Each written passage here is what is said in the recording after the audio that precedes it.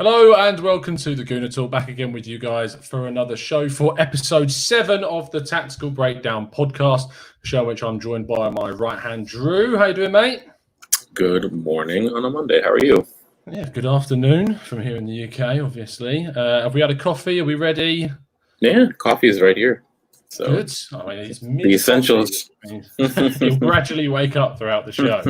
And obviously, this is a show in which we have a chat about something linked to Arsenal, but it's more so an excuse for me and Drew to dive into lots of topics that we love to talk about beyond just Arsenal as well. But there will be links to our beloved club throughout. And this week, we're going to be having a look at the Red Bull project, hence why I'm wearing, wrong way around, this shirt, which hasn't been worn for about a year. But I was just saying off air, it feels a bit looser, which makes me feel personally a little bit better, which is nice. But we're joined by Scout and head German and Austrian FM researcher, Wolfgang Kasparek. How you doing, mate?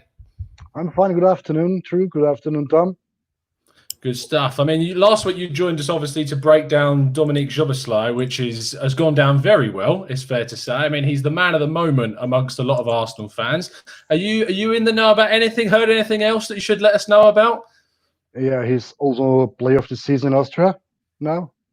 Wow. Yeah, I mean, it tells you how good he is. And so he's an excellent player, as I told also in the video. So yeah, but there are no rumors about Arsenal right now. There are a lot of more from Milan to Napoli, also Arsenal, of course. So yeah, it will be a fantastic transfer window, I guess. Yes. See who will make the race.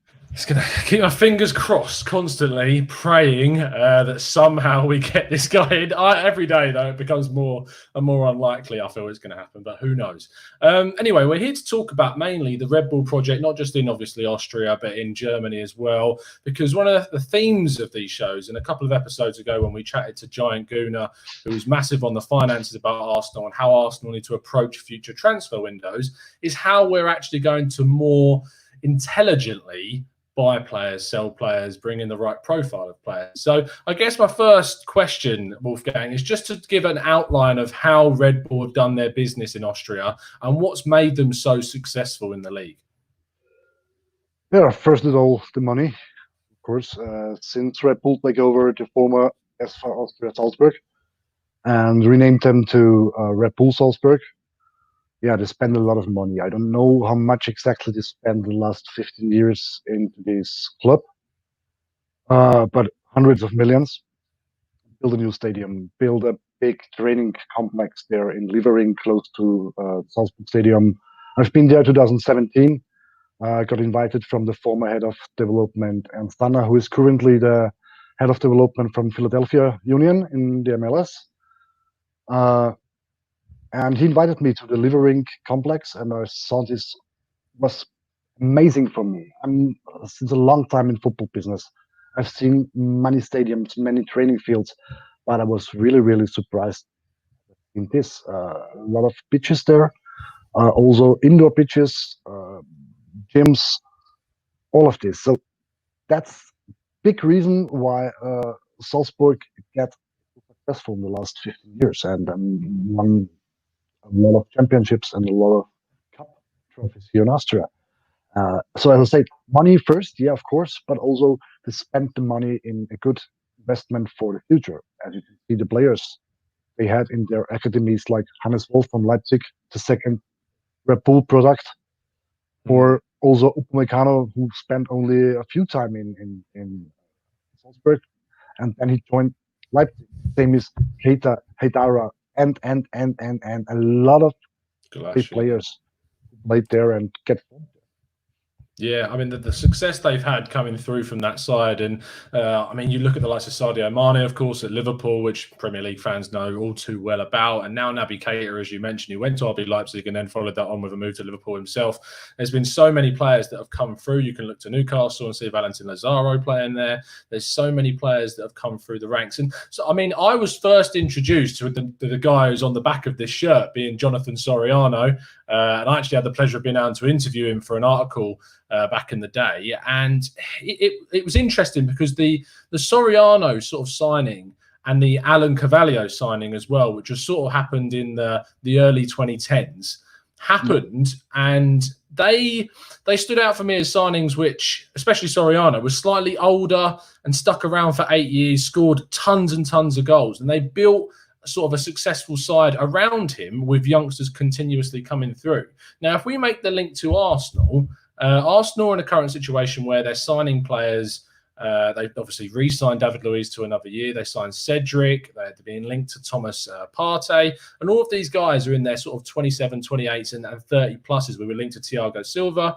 And those sort of signings frustrate me a lot, and I know they do Drew and a lot of other people, because we'd like to see Arsenal commit fully in signing a lot more young talent, which they can bring through. And not only that, but have players which have resale value, so that if we don't end up signing them to a new deal, which we've struggled to do, the likes of Pierre-Emerick Aubameyang, previously in the past with players like Van Persie, Fabregas, etc., that those players are then sold for a decent fee and Arsenal get something decent instead of them letting their contract run down.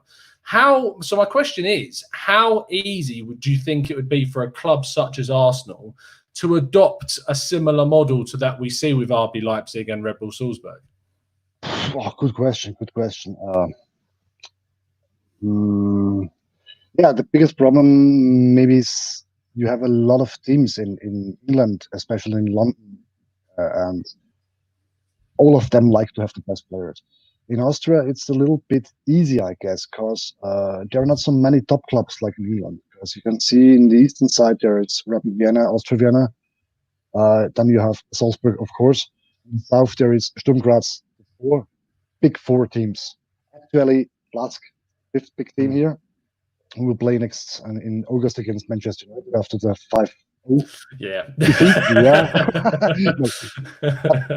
That's the biggest problem, I guess, in England, because you can see also in not only in London, if you see Liverpool, Manchester, 3 big clubs, 4 big clubs, Liverpool, Manchester, Man City.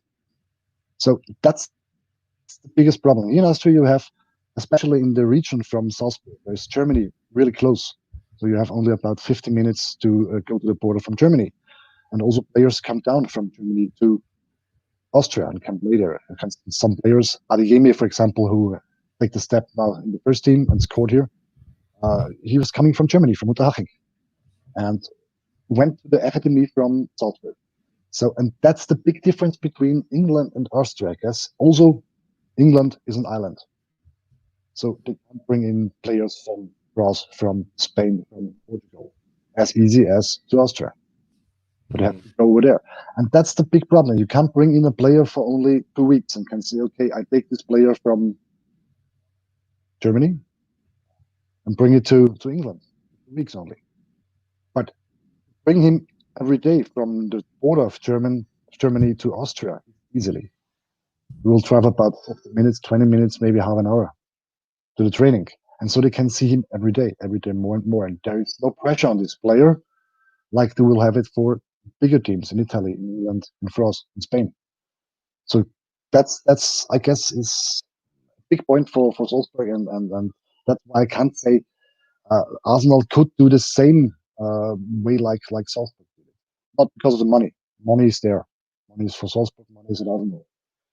But that's the big problem. You need to do a really big complex, and it's very special. And also, Man City is doing it. You have to make collaborations with other countries, not only in England. For example, Salzburg has the Red Bull company in Brazil, in Germany, also academies in Africa, in Senegal, in Mali. There were players like Mane was coming from. So you can see, in my opinion, they can't do it. They should focus outside of England, maybe on the Black continent, Africa. Make there some more academies there.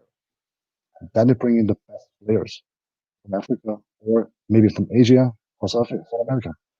And that's what Red Bull is doing here in Austria and why they are so successful.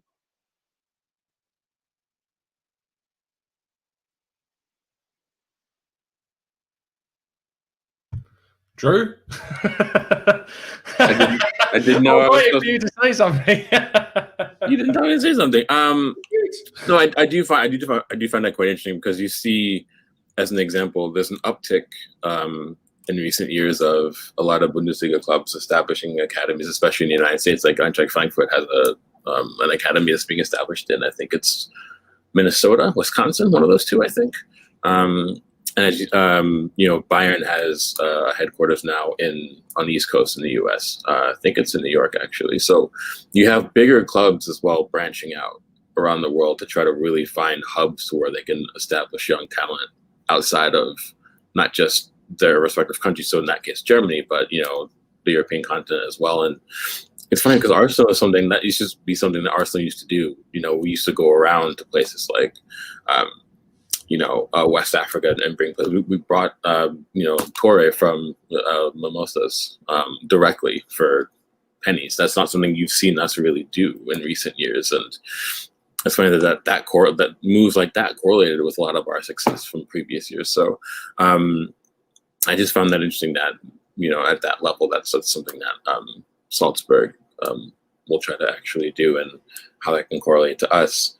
Mike, I did have a question about how they're tracking their player development at Salzburg, and then how that maybe goes into if does the club ever, from your understanding, does the club ever sort of really plan out their players' development tracks in terms of once they hit a certain age, are they resigned to them leaving the club, or are there players who, despite young ability, that they aim to keep longer than, say, until they hit 21 or 22, or by the time they hit that age, are they already planning for their exit at the club?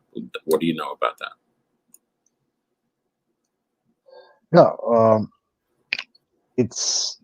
look, in Europe, it's like this. You can't bring in players from non-European nations to Austria before the age of 18. That makes it a little bit easier for them to scout them in their countries, like you told West Africa, for example, for a longer time. There is no need to bring them in at the age of 16. It's not possible, so they don't do it. But they let to play these players, these really, really good players, scouted players, at their academy against other teams, and will scout them daily. On the training pitch, they also give them the same training education like they have in Salzburg. So if the player is good enough and he will come over, you know the system, as they have to play. And they are, I say, from 10 players, 7 of these players will make the cut for this team. And that's the big point. So we can see these players for a long time because of their big network. I know there's a World Global Red Bull network. Former it was the Frenchman, what was the name? Gérard Houllier. He was, I don't know if he's actually the chief of this company, but he had a big network in the whole world. And he won from South Korea. All the African guys, Mane, we talked before. He all saw these players with his networks. So we're doing here right now too. Network is really important in football, and if you have a big network of academies, you will have the best players in you. And that's great what Red Bull is doing and what Salzburg is doing. But for example, if you see the difference between Salzburg and Leipzig don't bring as much player, gifted player like Salzburg. Why? Because the construct or the club, Red Bull Salzburg, is a development club for the better talented players. The league in Austria is much easier to play than in Germany. And that's also a problem for England. The English league is fantastic. You can see teams in League 2, in League 1, in the Championship, or in the Premier League. They are sometimes better than the Austrian teams here. Not Salzburg, but the other teams are not much better than some League 1 team or Championship team. So that's a problem for these young players to come to England, for Arsenal, for Chelsea, for Everton, for Liverpool, all of them, to play with the fantastic other teams there. So they come to Austria, they can play in the age of 16, 17, maybe 18 in the first team for the champion team. And it's easy to make the step there. It's easy to make a development there. And that's maybe the big problem for Arsenal, to have the easier way for these talented players to make the first step. There's no pressure on these players. Nobody had as we talked before, Szoboszlai make the first step before, and now he's on the radar for every 14 years. I think that's a player in Arsenal would do the same step. Or I think don't have someone in mind right now who did the same step like Szoboszlai from 1.5 year Bundesliga to maybe Arsenal. I think like you make a good point about obviously when Red Bull have got the access to FC Liefering, who like their B team, they can bleed players through that side. And you look in Spain, it happens as well with Barcelona B, Real Castilla, these sides. I don't know how often it happens in Germany in terms of that. I'm not too clued up about sort of B sides in Germany, not so much. But certainly in Spain and Austria, with Red Bull Salzburg have this sort of B side, and the way that Red Bull Salzburg obviously dominate that league so much, they can afford to play more of their youngsters across that league season because they are rather superior to most of the sides in that league. If Arsenal were to do that, Arsenal can't just drop a random 18-year-old from their academy into a game against Southampton or Norwich, because even though these sides are lesser in the league, they would still cause them massive problems in comparison to maybe some of the teams lower down in the Austrian division. And that's no disrespect to them. It's just a different caliber of league and country and footballing quality. So that's obviously a huge reason why. Drew, I don't know if you, speaking from a German perspective, we want to sort of shift the conversation onto RB Leipzig in a way. We're seeing with RB Leipzig that it's the same with Salzburg. A lot of money was pumped in at the start, which has led to RB's rise from the lower divisions into the Bundesliga now. But they're not solely doing it off just buying players like we see Bayern Munich stealing the biggest talents from the Bundesliga. They're developing players like Marcel Sabitzer. They're developing players like Lima, for instance, and these guys. And Lima, of course, came from Red Bull Salzburg. I came from Austria. Exactly. So what, for you, do you look at RB Leipzig as a more clear model in a more competitive league that Arsenal could look at more respectfully as an achievable goal than you would say Red Bull Salzburg's ability to play any youngster they basically liked it? Drew, that was to you, mate. I think so, but there's still a required technical level of understanding because the Bundesliga is a higher playing level than the Austrian Bundesliga. So you have, for example, look at Tyler Adams. He came from Red Bull New York. He came through the academy there. He's done well at Leipzig, but it's still normally he probably wouldn't have been playing as much had he not had that really good start since he arrived. And, to his credit, he settled quite well, so he got a lot of time. But a lot of the times you have younger players who they can't immediately come in and just be brilliant that way. Weston McKennie went to Schalke, came from the FC Dallas Academy, but it took him a year and a half to really kind of settle. But whereas if they went to a league where the standard is slightly lower, they might come immediately into the first team side and immediately command a place in the starting 11. That's not the same thing. So, but for me, Leipzig do a great job of betting the younger players and getting them to understand certain things quickly, getting them on board technically and tactically, and then it makes their transition a little bit easier. And also there's a bit of a culture there with that as well. So it's not as weird as a younger player going there and being, around nothing but seasoned professionals. Whereas if you're going there and there's already a culture of younger players thriving there, and it makes life just a little bit easier. These are all things that are taken into account, at least in my understanding. So I do think that something more akin to how Leipzig operate might be feasible for Arsenal, not so much with Salzburg, however. So for reasons that Wolfgang's already discussed, we don't even have to necessarily rehash it anyway. But it's also just worth noting that I'm trying to think of how to really word this, but the Premier League is not a league where you can rely on, as much as I would love it, but Arsene Wenger said it himself. He said young players will lose you points over the course of a season. And it's not because they're bad players. It's because young players are more prone to making mistakes that more seasoned professionals wouldn't on a more consistent basis. So having a very strong core of, players that are all under 22 or under 23 years old would never work in the Premier League. It doesn't matter how good they are. It's just a matter of when you're 25, 26, 27 years old, you're getting into your prime playing years. 99% of your development's finished unless you're a late blooming footballer. So you're already at the levels necessary. You're not going through the motions of trying to get to those levels throughout the season while you're developing, while you're trying to fight for some place like Champions League or Europa League. So that for me is the difference, and that's why it's easier to go to some place like the Bundesliga. Why Jadon Sancho went there from City, and there's, like Wolfgang said, it's less pressure there. It's more normal for younger players to come into the side regularly. Fans and coaching staff will understand that, you know, it'll take them time to get up to speed. Whereas in England, it's if you're a young player, you come in, you make one mistake, all of a sudden the fan base wants to eat you alive. So, Exactly.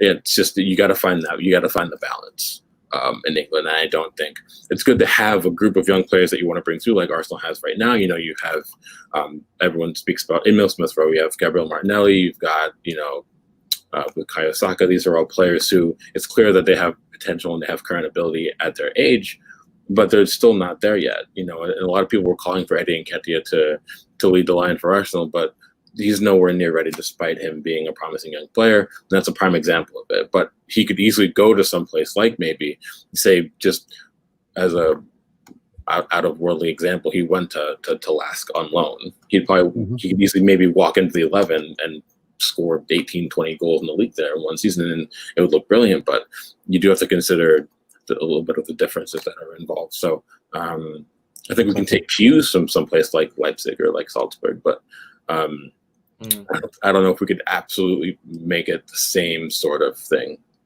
top to bottom, verbatim. I don't think that would work. So no, I don't. It would be very, very difficult. And of course, you look at the system now that Arsenal have got from a board directors level with Raul Sanyehi there, with Edu there. There's a connection with a lot of big agents now, as we know, within Arsenal. And that's not really how these clubs that we're talking about operate. Whilst they need to have good communications and links with the agents of these players, it's not about doing your mate a favour by being linked with Kurzawa or bringing in Cedric or re-signing David Luiz. It's about finding that top talent. And what's interesting is, Wolfgang, the sort of final sort of question I'm going to linger on is not only is RB Leipzig really good at identifying young talent, which they then develop with, like they do with Marcel Sabitzer, for instance, but also it's about taking risks on players as well. I look at Ademola Lookman, who they brought in for Everton. Of course, my missus know very well as a Charlton fan. She was gutted to see him leave for Everton when he did. But then you've also got the likes of Christopher Nkunku, who actually was linked to Arsenal before he left from PSG. And a lot of fans at the time I saw on social media thinking, Nkunku's not the level of player we need to be going for. And he's had a really good season in Germany. And then you look at Dani Olmo as well, who they, of course, signed from Croatia, Spanish international now. What is it about? What do they look for besides obviously just the young age? But what is it that they're doing that they're willing to take these risks on signing these type of players? Why are they willing to do that? Risk, as always, is risky in football business. So you never knew this player before. You see him on videos. You see him maybe on the Champions League or European League in TV. That's it. But and you have to do a decision in some weeks to say this player could fit in the squad, but you can't know it. There is no guarantee for this player that he will fit in the team. And of course, all players they will sign or they're on the list, and they have a lot of players on the list, not only like you said, Lockman and all of these guys. And yeah, sometimes it's risky to do this transfer, but also the same happened with Sancho. It was risky for him to go to Dortmund, and now he's a superstar. And everybody likes to sign him. So it's a club always have to take a little bit of risk on a player, and maybe he's a diamond, but you can't know it right now. You will see it after some weeks. You will see it after some months, but nobody will know it in the first minute. He will be the next superstar. He will be the next Messi. He will be the next Cristiano Ronaldo or whatever. Next Suarez. You can't say it's, but they have really, really, really good scouts there, and yes, although I'm not sure, but I guess it's also the Red Bull network who helped them to find these players, and the global network from Red Bull, as I said before. So if they take risk for players too, but you can see not every player was a fail. Most of them did great developments, like Sabitzer, like Lamy, as we said before. Yeah, I mean, Conrad Leimer's just someone that I'm so interested to see how he develops, because he ripped up the Austrian Bundesliga in midfield when he was there, and I really hope this guy. And also, not only that, but I have a vested interest into the Austrian national team, so I'm really interested to see how they also develop, because I think I think it was Euro 2018, oh no, Euro 2016. 2016. 2016. I was going to say it's a World Cup year, 2018. How can I forget that year? We got to the semi-finals. 2016, like that was sort of the Austrian side were tipped to be like a surprise package, and they never really delivered during Euro 2016. So Yeah, I'm really interested to see, even though the likes of David Alaba's getting on, Arnautovic is getting on, how the younger guys coming through are Village, actually boost this side. Yes, of course. all of these. Yeah. So, go I on. can't wait for next year to see the European Championship, and Yeah. hopefully not the same like they did 2016. So it was an awful championship, but it's a good team. We have really, really good youth talents, and yeah, I guess Austria will be maybe an outsider at this point. Yeah, I just look at that side now, and I think there's just so much, like there's so many better players than there was what will be 5 years ago during Euro 2016, and we there will thought be more. and there'll be more, and then we thought that 2016 side was going to be a surprise package. So who knows what can come of that 2021 side? It's going to be really cool. It's been a real pleasure speaking to you, Wolfgang. Do you want to tell people where they can find you on Twitter? Yeah, I'm on Twitter, FM Austria, FM_Austria. Also on Instagram, WG_sports_consulting. I'm there.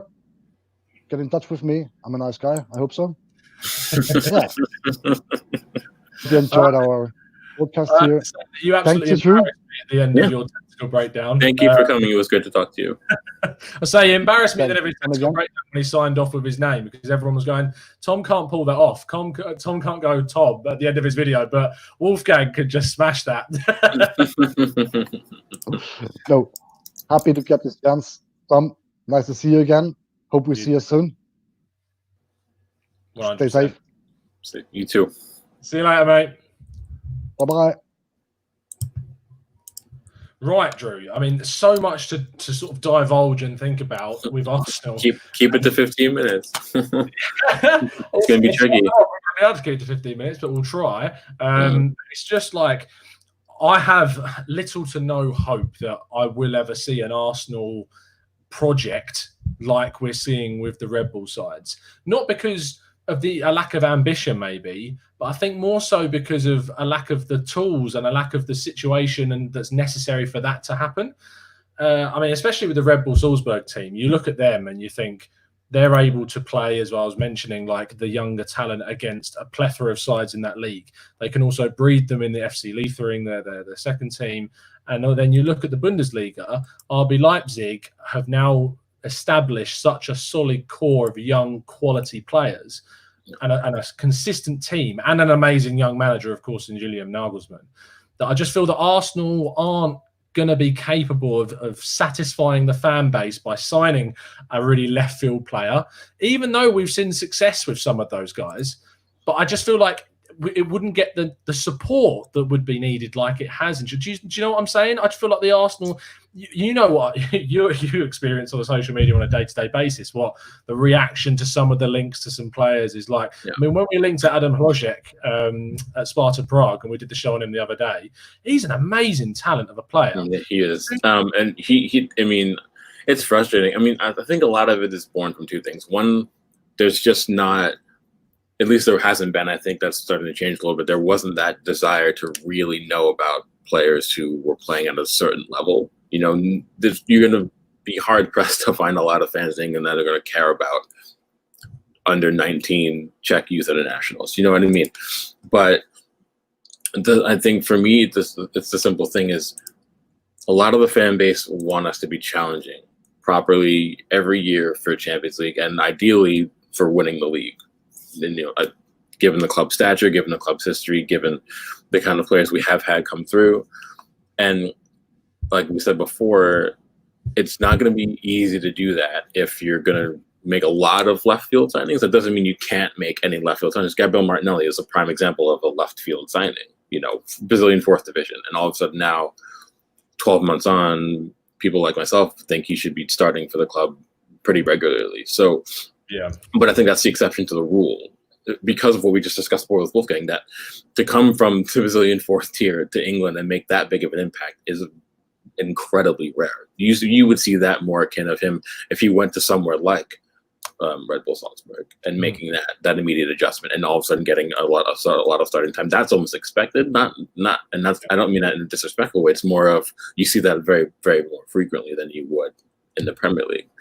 And you bring up Leipzig again, if you know, they do have a good group of young players, but they do also have experience in the right areas. You have Gulaxi in goal, who's 30 years old. You know, you have Billy Orban, who's 27, 28. He's in his prime playing years. You know, Marcel Sabitzer he's 26, prime years. Yusuf Poulsen, he's 26 as well. So you have a lot of good young players, but you also have players who are in their prime or about to hit their prime, and they've been playing for, you know, maybe 6-7 seasons, 8 seasons as a fully seasoned professional. That kind of does help a little bit. But again, and I've tried to stress this enough, is you're going to see more moves like what's happening with Jude Bellingham, with him going to Dortmund, where he's a young player of promise, of potential, and everyone in England has been speaking about. But there's less pressure if you go to somewhere like Germany, where it's just made just a little bit easier for a good, talented young player to really develop at a high level without the pressure of the English press, the pressure of the English fan bases that want and demand immediate success. If you're a club of a certain stature, even though Dortmund are expected to challenge Bayern and then they want to see good showings in Champions League, they still have young players coming through who, you know, they'll make mistakes some days, but they're going through the process, and that's normalcy to them. That's very, very normal, you know. In the country with German fans, with the way clubs are run, it's not so much that way in England when you have the top flight. So again, I think you can look around and look at good projects in other countries at other clubs and see things that maybe we could be doing. Little things, one thing here, two things there. But to solely base it on that model specifically, you look at Southampton tried to do that in a lot of ways, and they hit a really rough patch in doing so. So I do think there are certain things we can look at. I'm a complete fan of having academies all around the world. I would say Arsenal has an academy here in New York City, for example. So they're there. They exist. It's just a matter of, if you're gonna really want to try to bring players through on that level, you have to make that a hallmark of what you're building for your club. And for us, I don't think that's the hallmark. So yeah, that's something we can really rely on. But it's something maybe we can residually rely on. So we'll see. Yeah, we will see. I think there's signs of hope. It's just the model basically is that you sign players young with the idea of them having two routes. Either they will develop into a strong player that signs a new deal 3-4 years later, like we're seeing with Saka and seeing with Martinelli, and they will remain at the club and be long-term absolute heroes and eventually maybe even club legends. And then the other route is that they do reasonably well or not so well, and at the end of 2 years left on their deal, 1 year left on their deal, they are sold to another club for a fee which is a hell of a lot more profit than what they were signed for, which keeps you financially viable. That money you can then reinvest either in a young player or a youth academy project, or the third choice being like your 28 pluses, which might happen. I mean, we're seeing it now with Liverpool being linked to Thiago Alcantara, although that's sort of like they're already at the peak of their powers now, so they can make that sort of signing. But Arsenal need to grow. And so I feel that we need to be targeting these younger guys to either develop and stay at the club for a long time. And this is a long-term project, which is something that's very hard for fans to get behind, because fans want success now and they want us to be playing the best football in the world right now and have the best players in the world right now. And that's just not realistic across the entire team. You might have a few world-class players in an Arsenal side, but you're not going to see it across the team in this state of not just Arsenal, but in the Premier League. You look at the players across all the teams. There are always players that are either young, not world-class yet, and within a mixture of experienced world-class players. And hopefully you'd see those world-class players are not ones that have been brought in at 28, 29 years of age, but ones that have been developed at the club. You look at what the age Kevin De Bruyne joined Manchester City, and you look at the age that other players have joined other top sides. And then you've got other players like, I mean, we hate bringing him up, but Harry Kane was brought through the Tottenham, firstly Arsenal and then Spurs youth ranks. And has developed into an amazing striker for them. And you'd hope that we can do the same with the likes of Bukayo Saka, with Martinelli, even though he was signed at a very young age, with Reece Nelson, fingers crossed, and Ketia and Joe Willock. You'd hope that these guys could develop. But also, we need to be looking to sign players of the 22, of the 23 that are already top class and have the potential to become really world-class, league-defining players. It's tough and it's really difficult, especially I feel in the setup that we've currently got, which is a mixed setup of really high quality talent scouts like Kajagao, who discovered the likes of Martinelli. And then you'd hope Edu as well, that's got links across the world. And then you've got the Raul Sanllehi character, who's a big agent-liking head of football that will sign players, maybe possibly because he's got good links, not necessarily because they're good for the club. And that's, I feel, the biggest threat, because Arsenal aren't going to get the investment as they would have done or as other clubs will. So that's therefore why Arsenal will struggle to compete continuously. It's sort of like a rounding off of the show. Are you hopeful at all that we might see any investment from up high in any sort of like transfer situation this summer, considering the COVID situation? I mean, it'll depend. I mean, I'm of the opinion, and I did that thread about yes, Kroenke and KSC, and for me, it's they'll put their full backing behind a project if the project can show on its own that it's worth backing, and then that's a very businessy type decision. You know, give me a product that I want to put my weight behind, and I'll put my weight behind it, kind of thing. But the product has to be sustainable, and it has to have plus points to where they would want to invest into it.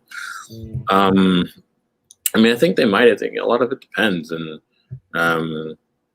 you see Arteta come out into the press and make comments about, you know, how things need to be backed and, you know, the right decisions need to be made. And I don't think it's him trying to hold the board ransom. I think it's just him just saying, you know, I would like to challenge pretty soon, then we're going to need some financial help for that to occur. Whether if it does occur, I don't know, because as we talked about with John Gruner when he was on, I mean, Kroenke and KSC got hit pretty hard with COVID. So it's I don't know. I think fans just assume that he'll chuck us 200 million, you know, in a check, and then we can just go, you know, ham on the transfer market. It's not that simple, but I think he may give us some backing. I mean, I would like to see it as well, even if he's just covering certain things that free up cash the club already has on hand to maneuver in the market. So it's not like he's giving us the money to go spend it. It's more of, I'll cover these things, so you do have your own cash freed up for you to go spend. That would be more than enough, because we have plenty of cash reserves, as we've discussed. But I do think it's necessary, and I think if you look at the maybe the expectations of Arteta, you would say that maybe within 3 or 4 years we want a challenge. But I think he wants a challenge before that. And you might call it maybe a little bit brash of a younger manager, but I think he just sees that the club and the players at the club have the potential to challenge maybe sooner than a lot of people give them credit for. And I think he has faith in that, and that's incredibly important, especially in the younger manager. If you're going to be that confident in your abilities and the ability of your players and your young players, that you want to go on and push early to get us back into the Champions League mix, I'm all for that. You know, and a lot of fans used to say, you know, what's the point of being in Champions League if you're not going to win Champions League? Well, Champions League signifies a few things. One, it gives you better financials, so you can go out and have better spending power, but it also will still keep drawing. It will be an additional booster to draw players in to help you reach a certain level. Without Champions League, it's going to be hard to compete for the bigger players all these fans keep trying to cry out for. So, yeah, and also being in Champions League helps your players want to stay. And I think fans sometimes also forget that as well. You know, the top players want to be playing in the top competitions yearly, and if they're not going to get it, they'll go somewhere else where they can. So, you know, and I think Arteta understands all that fully, and he came through under Pep, who, you know, hammers the importance of things like that constantly. So, I mean, I am hopeful this summer. We'll have to see, but it's a pretty crucial summer for me. I think you and I have talked about it before, where we're at the ability now where you have clubs like Wolves and Everton and Leicester spend as much as we do in the market, and which means they're going to rapidly keep improving. So it's pretty pivotal that we keep building forward this season, into next season rather, and getting players in sometimes as part of that. So we'll see. Yeah, and I mean, Leicester's a great example because they're just smart with their money. There's a couple of comments in the chat which I wanted to highlight. Maximus says that we've spent more than Liverpool and Chelsea in the last few years. It's a bloody myth that we don't spend money. And the problem is that I completely agree with your point. And the club itself has spent money. That can't be denied. It has. But also they've not gone negatively in terms of spending too often because they've been able to make money from other deals or from selling players. But the thing is, they're now in a position where they've not done that frequently enough that they can start spending more money. Because you look at Liverpool, they've spent so much money because they got money from the Suarez deal and from the Coutinho deal and these players that they sold off for big money. And then they've reinvested that money and they've invested it smartly. They've not spent that money on players. Like you look at Spurs. Spurs messed up massively when they sold Bale because they spent loads of money on Soldado. They spent loads of money on Eric Lamela. These players that didn't really cut it.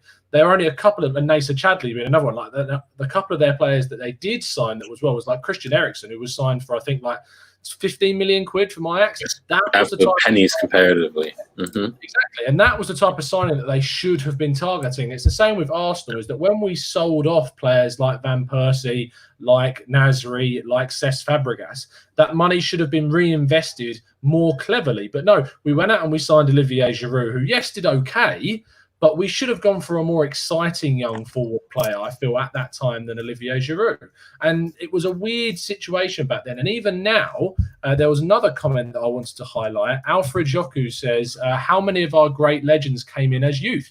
Very rare. Legends are bought. Simple. Arsenal's business model is an advertisement, not developing and selling. And the reason I disagree with that, because Arsenal's legends of the Invincible side were bought. But they were bought young, and that's the rhetoric that we're trying to get across. Is that if you look at that side, Henry was brought in young, Vieira was brought in young, Gilberto Silva was brought in young, Lauren was brought in young. These people were brought in at a very young age, and throughout that side, there were players that were more experienced or that were older, like Dennis Bergkamp was slightly older. He was brought in as a rare, older, more expensive talismanic figure. But actually, you look at the Invincible side, most of those players were either youth products or they were brought in at a very, very young age. And that's what we're trying to get across, that Arsenal need to return to signing players at a younger age more consistently that have pedigree and that can like sprout into something amazing. But we're seeing the mismanagement of transfers as a too high a percentage. I'm not saying it's completely, because we've seen us bring in Martinelli and Guendouzi and these younger guys. Torreira was young when we brought him in. But we signed Aubameyang when we already had a striker at 28, 29 years of age. And that's the sort of signing that, whilst, Aubameyang's been amazing, and it's not nothing about criticising him as a person, but it's about being smarter in the transfer market, that you don't leave yourself vulnerable and leave yourself with an aging squad. Luckily, we're now in a position where we've got so many really good youngsters coming through that it's been able to sort of cover up some of those errors. And we're very fortunate that we're in that situation. But Arsenal need to back that luck of having those young players coming through with also signing young, amazing talent. Is there anything you want to add to that, Drew, before we wrap up? No, just more. One of the other issues is that, and I know people mention it, but it's harder to bring in established young players who are maybe between 20 and 23, who can come in and they still have a lot of developing to do in terms of maybe hitting their full potential, but they're already at the technical and tactical requirements necessary for the club. It's hard to bring those players in for cheaper now. In the Invincibles era, you could get those kind of players for literally sometimes less, sub £1 million. Now those players will cost you 20, 25, 30, 35 million sometimes, depending. That's another big issue. And that's why you have certain clubs have the ability to keep bringing those players in constantly. Whereas, when you have so much, surgery to do on our team, it might be harder to say, to justify spending that amount of money on a player. And that's why top to bottom, the club has to improve about getting things like resale value. There's so many instances we can think about in the last 3-4 years where we've lost players where we didn't get anything for them, or we got very little. I still maintain if we were going to lose Aaron Ramsey, it's nuts that we let him go for free. If we were going to lose Sanchez, it's nuts that we did a swap deal for Mkhitaryan. And Mkhitaryan's a player who I saw a lot of positives, when he was at Dortmund, despite the negatives. But it's clear during his time at United that he wasn't really necessarily cut out for the Premier League. Jose Mourinho or not. He never seemed comfortable.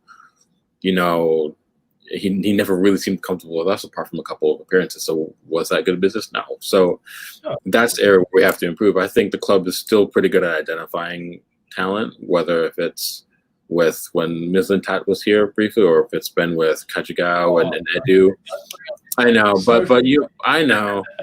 but I still think that the club can still look at younger players and say, they're of the level, but just the way we fleece our own selves financially, that for me is probably the bigger frustrating point, And I think that for me that's it. Like if you're going to lose your players, you have to get the maximum for them, which is why Ajax have the model that they have and have been doing it yearly for God knows how long now. It's, you lose someone like, Mathis de Ligt and look how much they sold them for. They lost Frankie de Jong and they might lose Donny van de Beek. Like these are players that they'll get the maximum valuation for.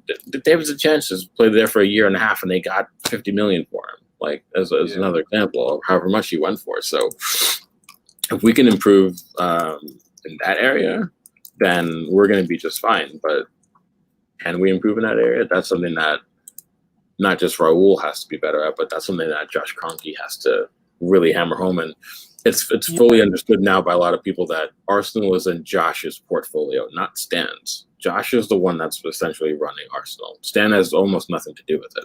Same way that Josh is the one who's running the Colorado Avalanche and the Denver Nuggets. Stan is pretty much just focused on the LA Rams at this point.